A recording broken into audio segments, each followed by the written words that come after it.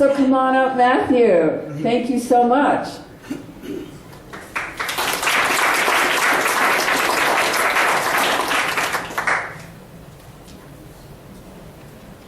I like how all I did was walk and I got applause. Alright, so she told me the theme, Miss Ruderman did, and I figured I'd use this story that I wrote for the class, because I guess people liked it, and it has to do with movement. It may not be on as serious of a note, so just prepare for some ridiculousness. Chugga, chugga, chugga, chugga, choo, choo. The train honked and headed further down the winding Western Railroad as fast as a pirate heading towards the X on a map. Where it was headed, no one on the train knew. In exchange for 1,000 thingamabobs, passengers were guaranteed a one-way trip to a mystery location anywhere in the world. It even said so on the ticket. One-way ticket to anywhere. To the average person, paying a whole whopping 1,000 thingamabobs for a potential trip to disaster would be absurd. To these people, however, it was a fresh start. The variety of people on the train ranged from an upper-class citizen taking a mystery vacation to the scum of the earth escaping the law, some of which scum had the audacity to continue violating the laws of the train. To the side of the smooth, light gray metal doorway rested a plaque that read, "Rules of the Rail. 1. Passengers must have a valid ticket. 2. Respect others and the conductor. 3. No eating allowed."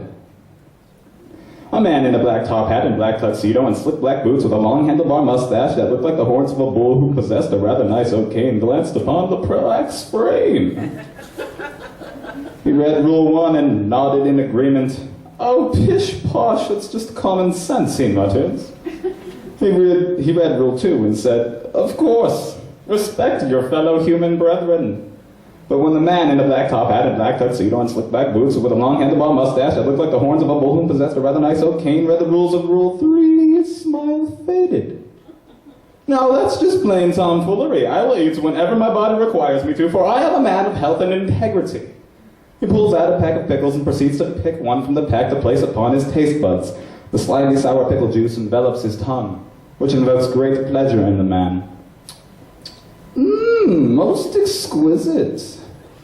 "Excuse me, sir, but if you read the sign, it clearly says, 'No food allowed,'" spoke a stern voice from behind the man. The man in the top hat and tuxedo turned around to find the train attendant, his arms akimbo, with a disapproving squint upon his face.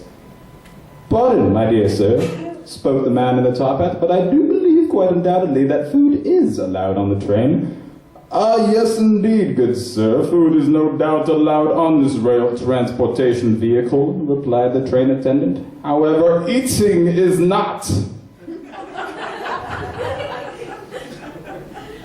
"Tell me then, what is the logic in allowing food on the train if passengers are not allowed to eat it?" reasoned the man in the top hat. Now getting frustrated, the train attendant lets loose. "Passengers are allowed to transport food on the train, just not allowed to consume it whilst on board. It is very, very, very, very simple to understand. I would think that a man of your status, what with the ridiculously well-maintained mustache and rather nice oak cane, would be able to comprehend this with ease, so that we may no longer quarrel." "A quarrel is not a quarrel if I am guaranteed to win," said Coral, spoke the man in the top hat smugly as he reached for another pickle. The train attendant's eyes shifted to the top hat man's hand inside the pickle jar. "Please, sir, I implore thee not to consume another pickle. If you do so, I have no choice but to uphold the laws of my employer and excommunicate you from this rail vehicle." The man in the black top hat and black tuxedo and slick black boots with a long handlebar mustache that looked like the bulls of a horn who possessed a rather nice oak cane slowly slid the second pickle from the jar while locking eyes with the train attendant. Steadily, he raises the bastardized cucumber to his oral cavity. A drop of sweat falls from the train attendant's brow. Like a panther pouncing on its prey, the man's tongue protrudes past his lips and proceeds to lick the pickle. The train attendant warns the man once more, begging him not to proceed. But the man bites the pickle. Within seconds, the train comes to a stop. Without hesitation, the attendant drags the man in the top hat out of the seat and over to the train door. "What do you think you're doing?" speaks the fancy man. "My job," says the attendant, before thrusting the man in the top hat out the door and onto the dry desert sands of somewhere uncertain. What is this place? Says the fancy fellow. Your destination, replies the attendant robotically before the train door closes and it zips off, never to be seen again. The man in the top hat wanders off in search of refuge and stumbles upon a small village of deformed-looking humans. I have come in search of shelter. Tell me, is eating allowed here? Of course, reply those in the village, staring at the man while licking their lips.